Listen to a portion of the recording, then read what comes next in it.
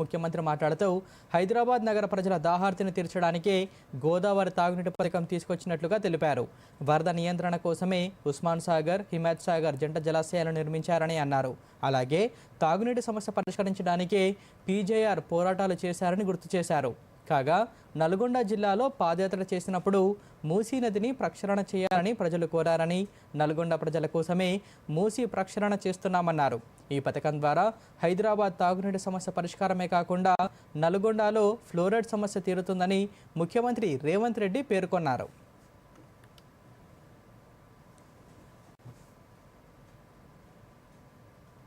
కొద్దిసేపట్లో నల్గొండ జిల్లా ప్రజలతో నేను మమేకమై కలిసి నడిచినప్పుడు ఆ ప్రాంత శాసనసభ్యులు అనిల్ కుమార్ ఇక్కడనే ఉన్నాడు, భువనగిరి ఎమ్మెల్యే.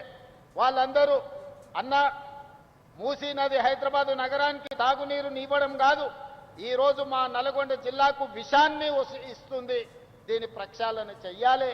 మీరు ఏ విధంగా ఈ మూసీ నదిని పునరుజ్జీవింపజేయాలి అని నల్గొండ జిల్లా ప్రజలు అడిగిన ఆనాడే మాట ఇచ్చిన తప్పకుండా మూసీ నదిని ప్రక్షాళన చేస్తాం. దాదాపుగా ఇందులో 15-16 టీఎంసీలు హైదరాబాద్ నగరానికి తాగునీరు అందించే కార్యక్రమం తీసుకుంటాం. మధ్యలో వచ్చిన చెరువులు నింపుకుంటూ వస్తాం.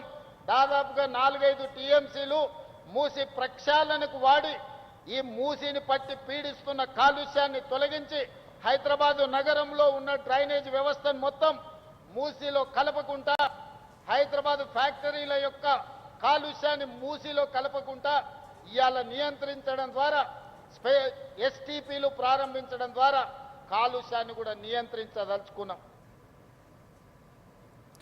ముఖ్యమంత్రి రేవంత్ రెడ్డి గండిపేట వద్ద శంకుస్థాపన చేసిన గోదావరి తాగునీటి పథకంతో పాటు మూసి పునరుజ్జీవ పథకానికి కాళేశ్వరం నీటిని వాడుకుంటున్నారని BRS party working president KTR పేర్కొన్నారు. కాళేశ్వరంపై దుష్ప్రచారం చేస్తున్న కాంగ్రెస్ పార్టీ హైదరాబాద్కు ఏ ప్రాజెక్టు నుంచి తాగునీటిని తీసుకొస్తుందో చెప్పాలని డిమాండ్ చేశారు. మల్లన్న సాగర్ వద్ద శంకుస్థాపన చేస్తే ఎక్కడ కాళేశ్వరం పేరు చెప్పాల్సి వస్తుందోననే ఆలోచనలతోనే గండిపేట వద్ద శంకుస్థాపన చేశారని విమర్శించారు. గండిపేటకు తీసుకొస్తున్నవి కాళేశ్వరం జలాలు కావా అని కేటీఆర్ ప్రశ్నించారు. గోదావరి తాగునీటి పథకాన్ని ప్రారంభించడం ద్వారా కాళేశ్వరం కలుపుతారు అని ముఖ్యమంత్రి రేవంత్ రెడ్డి కాంగ్రెస్ పార్టీ చెప్పకనే చెప్పారని కేటీఆర్ పేర్కొన్నారు. తప్పించుకోవడానికే ఈరోజు గండిపేట దగ్గర ఒక డ్రామా చేస్తూ ఉన్నారు. అంటే ఒకటి చెప్పకనే చెప్పినట్టు మాత్రం ఈ ప్రభుత్వం అయ్యింది. ఎన్ని రోజులు కాళేశ్వరం కూలేశ్వరం అయిపోయిందని వాగిన నోళ్ళే ఇవాళ అదే కాళేశ్వరం నీళ్లు తీసుకొచ్చి హైదరాబాద్ ప్రజలకు మేము గోదావరి నీళ్ళు అందిస్తామని చెప్తున్నారు. అంటే ముఖ్యమంత్రి కానీ ఈ ప్రభుత్వం కానీ చెప్పకనే చెప్పినట్టు అయ్యింది. కాళేశ్వరం మరి తెలంగాణకు కల్పతరువు, తెలంగాణకు కామధేనువు అని మొదటి నుంచి మేమేదైతే చెప్తున్నామో అది అక్షర సత్యం అని కాంగ్రెస్ ప్రభుత్వమే ఇలా ఒప్పుకున్నట్టయింది. రంగారెడ్డి జిల్లా గండిపేట మండలంలో ఔటర్ రింగ్ రోడ్డును అనుసంధానిస్తూ కోకాపేట నియో పోలీస్ వద్ద నిర్మించిన ట్రంపెట్ జంక్షన్ అందుబాటులోకి వచ్చింది. సీఎం రేవంత్ రెడ్డి కోకాపేట ట్రంపెట్ ఇంటర్చేంజ్ను లాంఛనంగా ప్రారంభించారు. ఈ కార్యక్రమంలో మంత్రులు శ్రీధరబాబు, వివేక్ వెంకటస్వామి సహా పలువురు నేతలు పాల్గొన్నారు. వచ్చే 5 నియో పోలీస్ లేఅవుట్లోని జనాభాను దృష్టిలో ఉంచుకొని రాష్ట్ర ప్రభుత్వం హెచ్ఎండి ఆధ్వర్యంలో ఓఆర్ఆర్ను అనుసంధానిస్తూ ఈ ప్రాజెక్ట్ చేపట్టింది. ఇందుకోసం 80 కోట్లతో అత్యాధునిక శైలిలో ఈ ట్రంపెట్ జంక్షన్ను నిర్మించింది.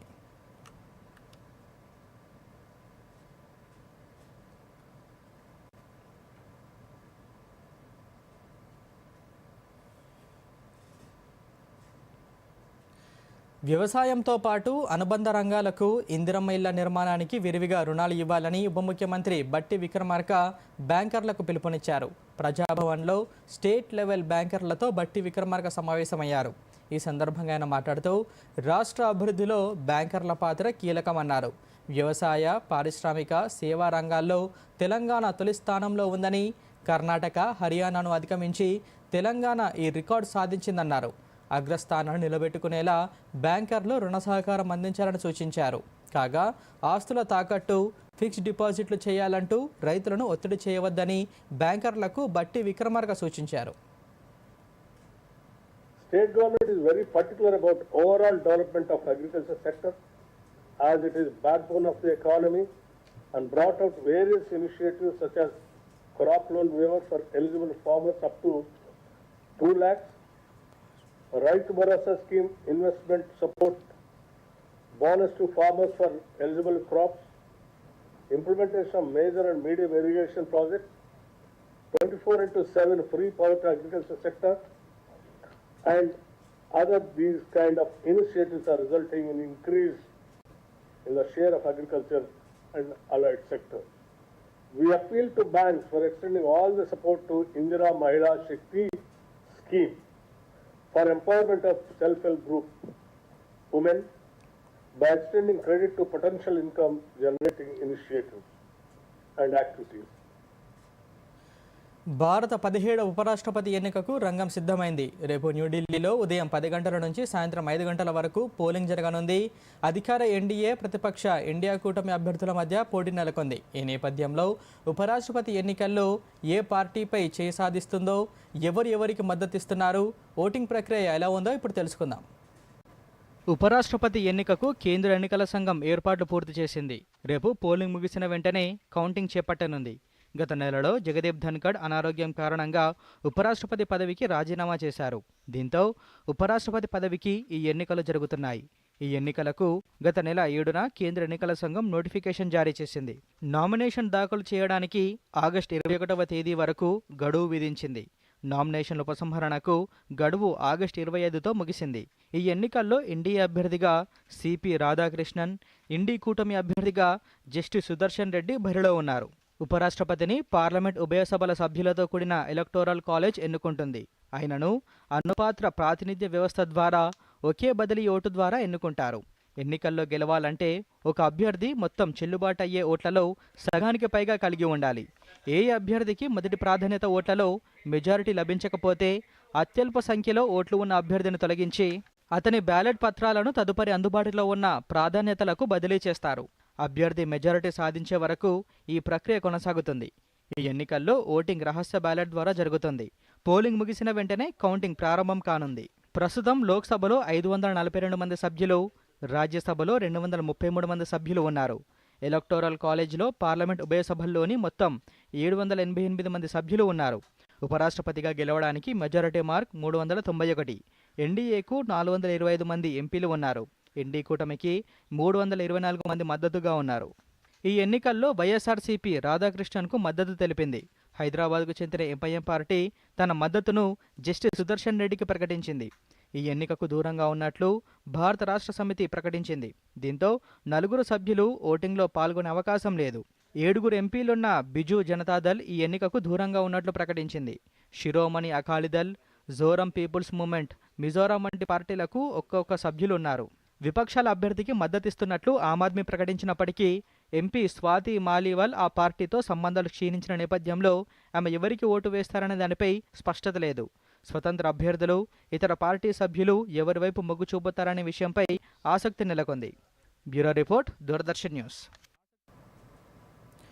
రేపు జరగనున్న భారత ఉపరాష్ట్రపతి ఎన్నికలకు దూరంగా ఉండాలని బీఆర్ఎస్ పార్టీ నిర్ణయించింది.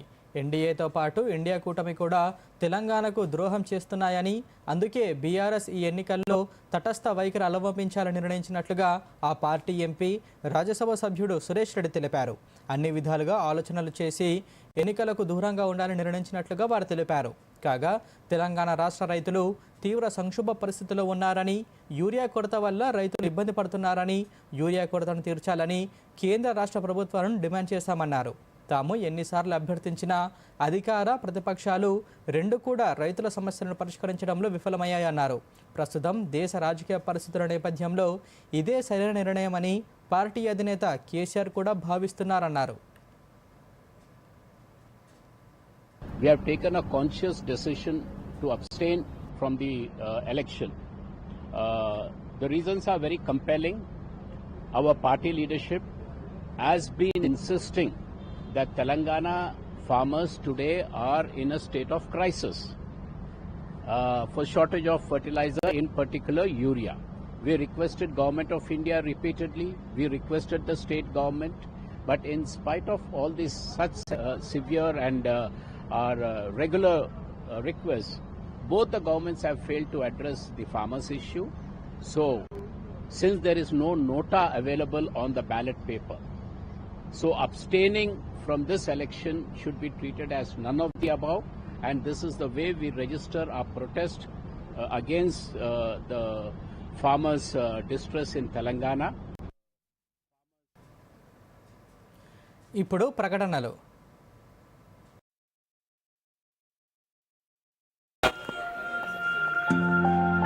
ఇది చూపించండి. పోయింది నీ ప్రైజ్ మనీ. కాస్తైనా ఇన్వెస్ట్ చేసుకో. వచ్చేప్పుడు చేసేసా మొబైల్ తో. ఎందులో? గవర్నమెంట్ సెక్యూరిటీస్ లో. RBI retail direct mobile app ఉందిగా. రీటైల్ డైరెక్ట్ స్కీమ్ ద్వారా ఇన్వెస్ట్మెంట్ అంటే మెచ్యూరిటీకి guaranteed returns. No brokerage, no hidden fees. మెచ్చుకున్నాం. నిన్ను కాదు, యాప్ ని. ఆర్బీఐ అంటోంది తెలివిగా ఆలోచించండి, అప్రమత్తంగా ఉండండి.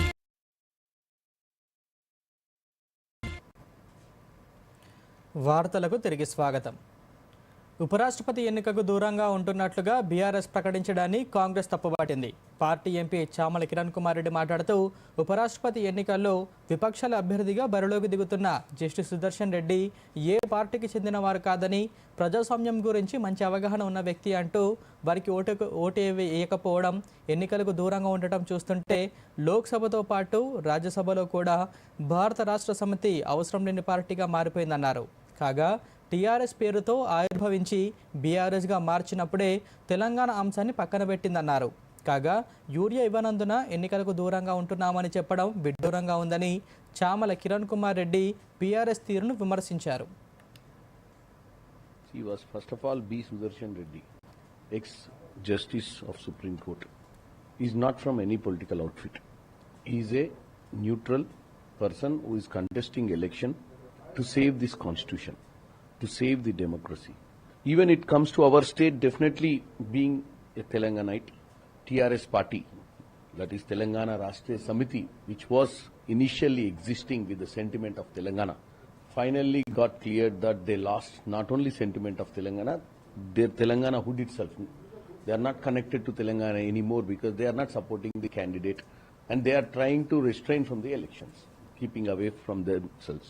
Because if they keep away from an election for reasons like not giving urea, for reasons like that ruling parties are harassing their cadre, which are not valid reasons for the keeping away. మహిళలు, పిల్లలకు మరింత మెరుగైన వైద్య సేవలు అందించే లక్ష్యంతో కేంద్ర ప్రభుత్వం మరో బృహత్తర ప్రచార కార్యక్రమాన్ని ప్రారంభించనుంది. స్వస్థ నారీ స్వశక్త పరివార్ అభియాన్ పేరుతో ప్రధానమంత్రి నరేంద్ర మోదీ సెప్టెంబర్ 17న ఈ ప్రచార కార్యక్రమాన్ని ప్రారంభిస్తారని కేంద్ర ఆరోగ్య శాఖ మంత్రి జయప్రకాష్ నడ్డా తెలిపారు. ఈ ప్రచార కార్యక్రమంలో భాగంగా దేశవ్యాప్తంగా ఆరోగ్య కేంద్రాలు, కమ్యూనిటీ హెల్త్ సెంటర్లు, ఇతర ఆరోగ్య సంస్థల్లో 75,000 ఆరోగ్య శిబిరాలు నిర్వహిస్తారని మంత్రి తెలిపారు.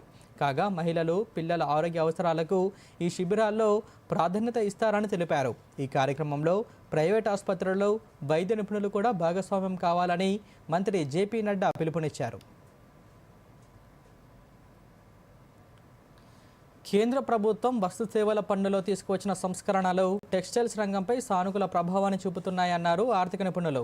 మానవ నిర్మిత ఫైబర్పై జీఎస్టీని 18% నుంచి 5% తగ్గించడంతో పాటు మానవ నిర్మిత నూలుపై పన్నును కూడా 12% నుంచి 5% తగ్గించారు. ఫలితంగా వస్త్రాల ధరలు మరింతగా తగ్గి సామాన్యులకు అందుబాటులోకి వచ్చే అవకాశం ఉందని చెబుతున్నారు. ముఖ్యంగా మధ్యతరగతి, అల్పాదాయ వర్గాల ప్రజలకు మరింత ఊరట కలిగిస్తుందని చెబుతున్నారు. ధరలు తగ్గడంతో గ్రామీణ ప్రాంతాలు మొదలుకొని పట్టణ ప్రాంతాల వరకు వస్త్రాలకు డిమాండ్ పెరుగుతుందని, ఫలితంగా టెక్స్టైల్స్ రంగంలో ఉపాధి అవకాశాలు మరింతగా పెరుగుతాయన్నారు. అంతేకాకుండా ఈ రంగానికి సంబంధించిన అన్ని రకాల పన్నులు 5% స్లాబ్ కిందికే వచ్చే అవకాశం ఉండడంతో భారత్ నుంచి ఎగుమతులు కూడా పెరుగుతాయని కేంద్ర జౌళి శాఖ మంత్రి గిరిరాజ్ సింగ్ తెలిపారు.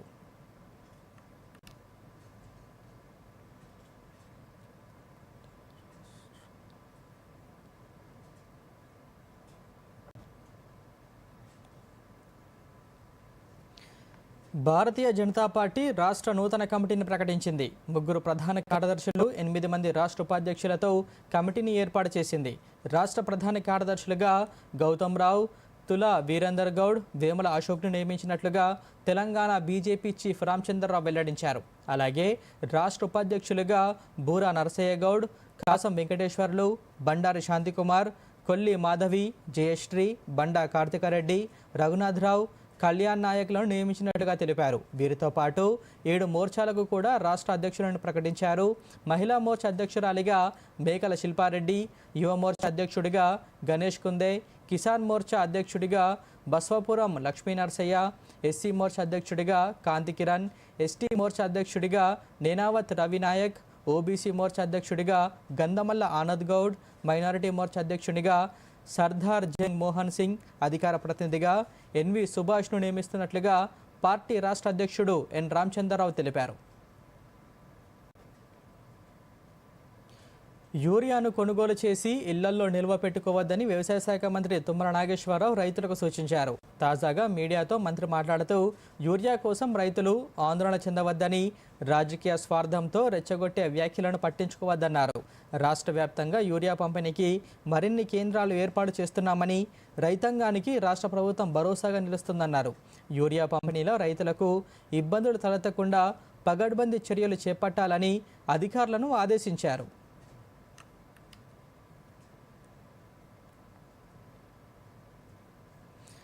కామారెడ్డి వేదికగా బీసీ డిక్లరేషన్పై రాష్ట్ర ప్రజలకు ఇచ్చిన హామీని నెరవేర్చేందుకు కాంగ్రెస్ పార్టీ కట్టుబడి ఉందని కాంగ్రెస్ రాష్ట్ర పార్టీ వ్యవహారాల ఇన్ఛార్జ్ మీనాక్షి నటరాజన్ పేర్కొన్నారు.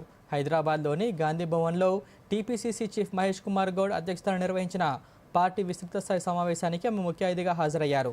ఈ సందర్భంగా మీనాక్షి నటరాజన్ మాట్లాడుతూ బీసీలకు 42% రిజర్వేషన్లు ఇచ్చి స్థానిక ఎన్నికలకు వెళ్లాలని పార్టీ యోచిస్తుందని తెలిపారు.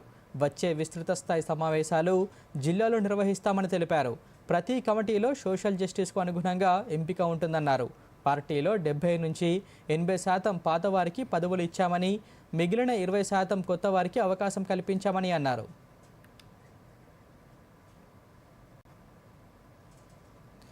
ఇప్పుడు ప్రకటనలు.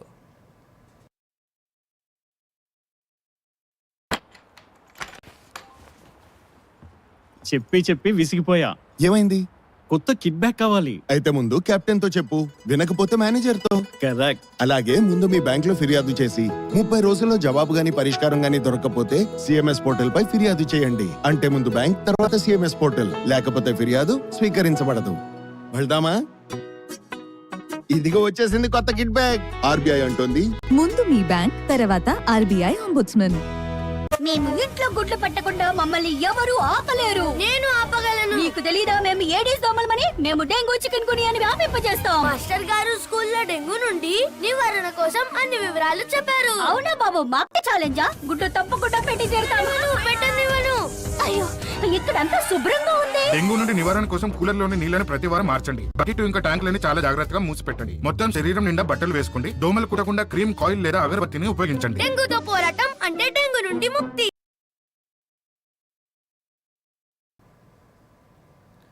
వార్తలకు తిరిగి స్వాగతం. టీపీసీసీ చేపడుతున్న కార్యక్రమాలతో పాటు రాష్ట్ర ప్రభుత్వ కార్యక్రమాలు ప్రజల్లోకి తీసుకెళ్లాలని మంత్రి పొన్నం ప్రభాకర్ పార్టీ శ్రేణులకు పిలుపునిచ్చారు. టీపీసీసీ విస్తృత స్థాయి సమావేశంలో పొన్నం ప్రభాకర్ మాట్లాడుతూ హైదరాబాద్ నుంచి పోలింగ్ స్టేషన్ వరకు ఒక నెట్వర్క్ సిస్టమ్ ఏర్పాటు చేసుకోవాలని టీపీసీసీ సమావేశంలో నిర్ణయించిందన్నారు.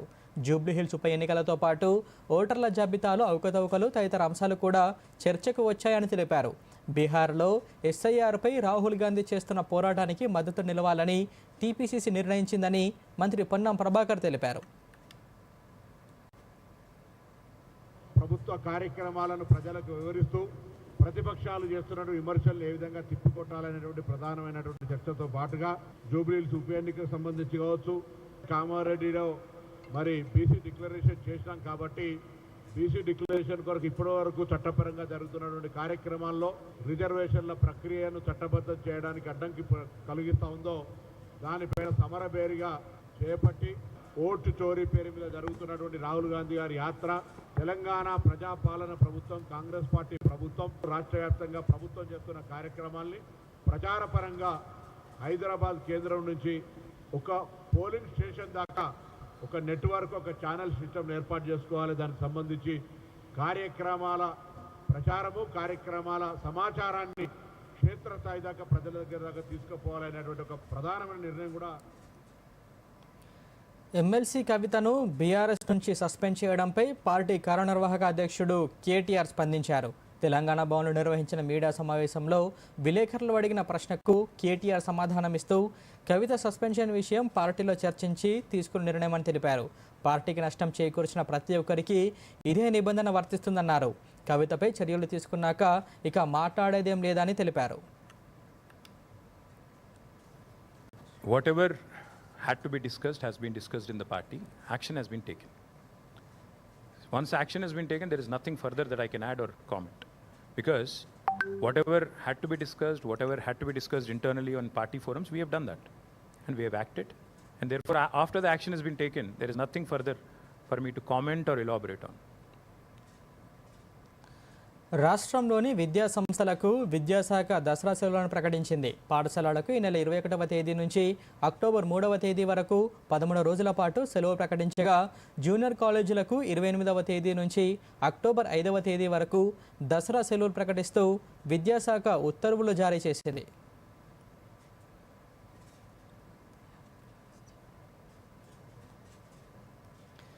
అంతర్జాతీయ అక్షరాస్యత దినోత్సవం సందర్భంగా జగిత్యాల జిల్లా వ్యాప్తంగా ప్రభుత్వ పాఠశాలల్లో వ్యాసరచన పోటీలు, చిత్రలేఖన, ఉపన్యాస పోటీలు నిర్వహించారు.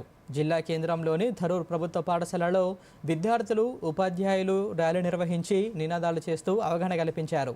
ఈ సందర్భంగా పాఠశాల ప్రధానోపాధ్యాయులు అమర్నాథ్ రెడ్డి, జిల్లా లైసెన్స్ ఆఫీసర్ ప్రతాప్రావు మాట్లాడుతూ చదువుకోవడం ద్వారా ఉద్యోగ అవకాశాలు దొరకడమే కాకుండా గ్రామం, దేశం అభివృద్ధి దిశగా ముందుకు వెళ్తుందన్నారు.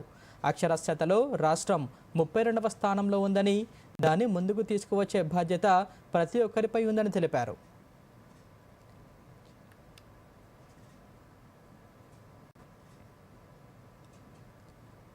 అంతర్జాతీయ అక్షరాస్యత దినోత్సవ కార్యక్రమం సందర్భంగా మా పాఠశాల విద్యార్థులందరూ కూడా ఉత్సాహంగా పాల్గొనడం జరిగింది.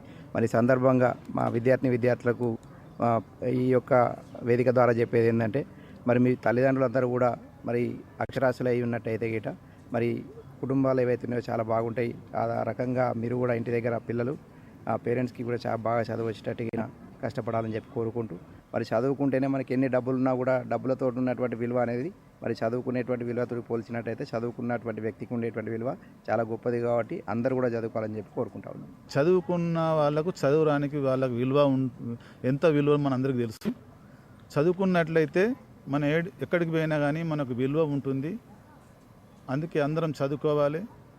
ఈ రోజులలో మహిళలు అందరూ అభివృద్ధి చెందుతున్నారు. మహిళల అక్షరాస్యత శాతమే చాలా తక్కువ ఉన్నది. కాబట్టి మహిళలలోని నిరక్షరాస్యతను తొలగించి మహిళా అక్షరాస్యత పెంచాలని ఈ కార్యక్రమం తీసుకోవడం జరిగింది. మన జిల్లాలో 40,542 మంది మహిళలను అంతర్జాతీయ అక్షరాస్యత దినోత్సవం సందర్భంగా సిద్దిపేట జిల్లా కేంద్రంలోని ప్రభుత్వ హైస్కూల్ నుంచి పాత బస్టాండ్ అంబేద్కర్ సర్కిల్ వరకు ర్యాలీ నిర్వహించారు. ప్రభుత్వ పాఠశాల విద్యార్థులు, ఉపాధ్యాయులు ఈ ర్యాలీలో పాల్గొన్నారు. ప్రతి ఒక్కరూ అక్షరాస్యులుగా ఉండాలంటూ నినాదాలు చేస్తూ ర్యాలీ నిర్వహించారు. ఈ సందర్భంగా సిద్దిపేట ప్రభుత్వ హైస్కూల్ ప్రధానోపాధ్యాయుడు విజయ్ కుమార్ మాట్లాడుతూ, దేశంలో 100% విద్యావంతులు అయితేనే దేశ భవిష్యత్తు బాగుంటుందని తెలిపారు. దేశంలో స్త్రీల అక్షరాస్యత తక్కువగా ఉందంటూ, అందుకే బాలికలకు అధిక ప్రాధాన్యతనిస్తూ ముందుకు తీసుకెళ్లే విధంగా కృషి చేస్తున్నామని తెలిపారు. సంపూర్ణ అక్షరాస్యత సాధించడానికి భారతదేశంలో విద్యాశాఖ కృషి చేస్తుంది. ఈ సందర్భంగా మా పాఠశాలలో కూడా మా ఉపాధ్యాయులు, విద్యార్థులు అందరం కలిసి నగరంలో మన పాఠశాల నుంచి పాత బస్టాండ్ దాకా కూడా ర్యాలీ తీసు అందరినీ విద్యావంతులు చేయాలనే ఒక చైతన్యపూరితమైన వాతావరణం కల్పించగలిగినాం. తద్వారా అంటే పెద్దవాళ్ళు, చదువుకునే వాళ్ళందరూ కూడా, పనిచేసే వాళ్ళు కూడా విద్య నేర్చుకోవాలనే ఒక స్లోగాన్ చేస్తూ వాళ్ళందరూ అక్షరాస్యులు అయితేనే దేశం బాగుపడుతుందని, దాని ద్వారా అందరికీ వ్యాప్తి చెందాలని, మనందరం విద్యావంతులమై దేశ అభివృద్ధి వనపర్తి జిల్లా రాజపేట గ్రామ సమీపంలో తెలంగాణ రాష్ట్ర పోలీస్ వెల్ఫేర్ సొసైటీ ఆధ్వర్యంలో నెలకొల్పిన ఐఓసీ పెట్రోల్ పంపును రాష్ట్ర inspector general of police Ramesh ప్రారంభించారు. వనపర్తి శాసనసభ్యులు తుడి మేఘారెడ్డి, జిల్లా కలెక్టర్ ఆదర్శ్ సుదరబి, జిల్లా police SP Ravula Giridhar, IOC అధికారులు ఈ కార్యక్రమంలో పాల్గొన్నారు. ఈ సందర్భంగా రమేష్ మాట్లాడుతూ, పోలీసులు నిర్వహిస్తున్న పెట్రోల్ పంపుల విషయంలో ప్రజలకు విపరీతమైన నమ్మకం ఉందని, దానిని వమ్ము చేయకుండా నాణ్యత, పరిమాణం విషయంలో రాజీ పడకుండా అందించి వినియోగదారుల మెప్పు పొందాలన్నారు. ఈ ప్రాంతంలో చేపల ఉత్పత్తి గణనీయంగా పెరిగినందున 47 కోట్ల రూపాయలతో ఎక్స్పోర్ట్ ఓరియంటెడ్ షిప్ మార్కెట్ ఏర్పాటు చేసేందుకు సిద్ధంగా ఉన్నామని తెలిపారు. అనంతరం వనపర్తి ఎమ్మెల్యే తోడి మేఘారెడ్డి మాట్లాడుతూ రాష్ట్ర మత్స్యశాఖ మంత్రి వాకిడి శ్రీహరితో జిల్లా కలెక్టర్తో స్థల సేకరణపై చర్చించామన్నారు. త్వరలో నిర్ణయాన్ని తెలుపుతామని తెలిపారు. తెలంగాణ పోలీసులు ప్రజల మన్ననలు చూరగొన్నారు. వారి విశ్వసనీయత పెరిగింది అనడానికి కారణం పెట్రోల్ కార్యక్రమాలు చేసినటువంటి ఐఓసి, బీపీసీ, హెచ్పిసిఎల్ వీరందరూ కూడా పోటీలు పడి పోలీసు వారి చేత నిర్వహించడానికి, పెట్రోల్ పంపులు నిర్వహించడానికి ముందుకు వస్తున్నారు. మరియు పోలీసులు నిర్వహించేటువంటి పెట్రోల్ పంపుల్లో గణనీయమైన ప్రగతి కనిపిస్తూ ఉంది వారి అమ్మకాల్లో. దాన్ని బట్టి పోలీసుల పట్ల విశ్వసనీయత ఎంత పెరుగుతూ ఉంది, ప్రజలకు ఎంత నమ్మకం పెరుగుతూ ఉంది అనేది ప్రస్ఫుటమవుతోంది. ఎక్స్పోర్ట్ ఓరియంటెడ్ ఫిష్ మార్కెట్ అనే దానికి ప్రభుత్వం 47 కోట్ల రూపాయలు కేటాయించింది. దీనికి సంబంధించి స్థల అన్వేషణలో ఉన్నాము. వనపర్తిలో ల్యాండ్ అవైలబుల్ ఉంది. నేషనల్ హైవే కానీ, వనపర్తి మెయిన్ రోడ్ కానీ ఎక్కడైనా 10 ఎకరాల ల్యాండ్ కావాలంటే మేము మెయిన్ రోడ్ సైడ్ మా కలెక్టర్ గారిని అరేంజ్ చేస్తాం. దానికి సంబంధించిన ఫిషరీస్ ఎక్స్పోర్ట్స్ సంబంధించిన 47 crores ఒక స్కీమ్ ఒకటి లాంచ్ చేస్తే అది మా వనపర్తి జిల్లాలో చేయమని రిక్వైర్ చేస్తాం. ఆయనతో పాటు మా గౌరవ మంత్రి వాకిటి శ్రీ గారిని కూడా రిక్వైర్ చేస్తాం. సో వాళ్ళిద్దరు కన్సిడర్ చేయాలని రిక్వైర్ చేస్తూ తొందరలోనే వనపర్తికి అది కూడా వచ్చాయి. నేపాల్లో సోషల్ మీడియాపై ప్రభుత్వం నిషేధం విధించడంతో వెల్లువెత్తిన నిరసనలు హింసాత్మకంగా మారాయి. నిరసనకారులపై పోలీసులు కాల్పులు జరపడంతో 14 మంది మృతి చెందగా కనీసం 100 మందికి గాయపడ్డారు. ఈ నెల 4వ తేదీ నుంచి నేపాల్ వ్యాప్తంగా సోషల్ మీడియాపై ఆ దేశ ప్రభుత్వం నిషేధాన్ని అమల్లోకి తెచ్చింది. దీంతో సోషల్ మీడియాపై నిషేధాన్ని ఎత్తివేయాలని డిమాండ్ చేయడంతో పాటు అక్కడ ఆందోళన చేస్తున్న నేపాల్లోని వివిధ ప్రాంతాల నుంచి యువకులు, కళాశాల విద్యార్థులు పెద్ద సంఖ్యలో కాఠ్మండూలో మైత్రీగర్ మండల వద్దకు చేరారు. ఆ తర్వాత బనేశ్వర్లోని నేపాల్ జాతీయ అసెంబ్లీ భవనం వైపు ర్యాలీ నిర్వహించారు. మొదట్లో శాంతియుతంగా సాగిన ప్రదర్శన ఒక్కసారిగా ఉద్రిక్తతకు దారితీసింది. నిరసనకారులు ఫెడరల్ పార్లమెంట్ ఆవరణలోకి చొరబడి పోలీసులతో ఘర్షణకు దిగారు. దీంతో పోలీస్ బలగాలు టీఆర్ గ్యాస్, రబ్బర్ బుల్లెట్లతో నిరసనలను అడ్డుకునే ప్రయత్నం చేశారు. అయినప్పటికీ నిరసనకారులు వెనక్కి తగ్గకపోవడంతో పోలీసులు కాల్పులు జరిపారు. ఈ ఘటన అనంతరం కాఠ్మండూలోని బనేశ్వర్ ప్రాంతంలో కర్ఫ్యూ విధించారు. మరోసారి ముఖ్యాంశాలతో ఈ వార్తలు ముగిద్దాం. నమస్కారం. ఎన్ని అడ్డంకులు సృష్టించినా మూసీ ప్రక్షాళన కొనసాగుతుందన్న సీఎం రేవంత్ రెడ్డి. హైదరాబాద్లో గోదావరి తాగునీటి పథకాలకు శంకుస్థాపన చేసిన ముఖ్యమంత్రి రాజధానిలో తాగునీటి సమస్యతో పాటు నల్గొండలో ఫ్లోరైడ్ సమస్య తీరుతుందని వెల్లడి. మూసీ నదికి కాళేశ్వరం నుంచే నీటిని తెస్తున్నారన్న బీఆర్ఎస్ నేత కేటీఆర్. కాళేశ్వరం విషయంలో కాంగ్రెస్ చేస్తున్నది దుష్ప్రచారమని ఇప్పటికైనా తేలిందని వెల్లడి. 3 ప్రధాన కార్యదర్శులు, 8 మంది ఉపాధ్యక్షులతో బీజేపీ రాష్ట్ర కమిటీ ఏర్పాటు. 7 మోర్చాలకు అధ్యక్షులను ప్రకటించిన రాష్ట్ర బీజేపీ చీఫ్ రామచంద్రరావు. వ్యవసాయంతో పాటు ఇందిరమ్మ ఇళ్లకు రుణాలు ఇవ్వాలని బ్యాంకర్లకు బట్టి విక్రమార్క పిలుపు.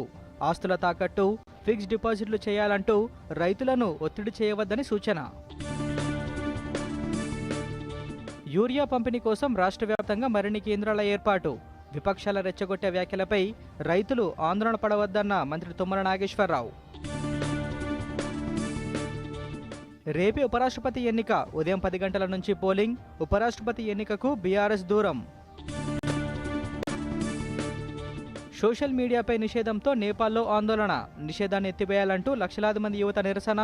పోలీసుల కాల్పుల్లో 14 మంది మృతి, 100 మందికి గాయాలు. దూరదర్శన్ యాదగిరి వార్తలను ఇప్పుడు సోషల్ మీడియాలో కూడా చూడవచ్చు. యూట్యూబ్ అయితే డీడీ న్యూస్ తెలంగాణ, ఎక్స్ వేదికగా అయితే DD news Telangana @DD Yadagiri news, Facebook అయితే డీడీ న్యూస్ తెలంగాణలో చూసి సబ్స్క్రైబ్ చేసి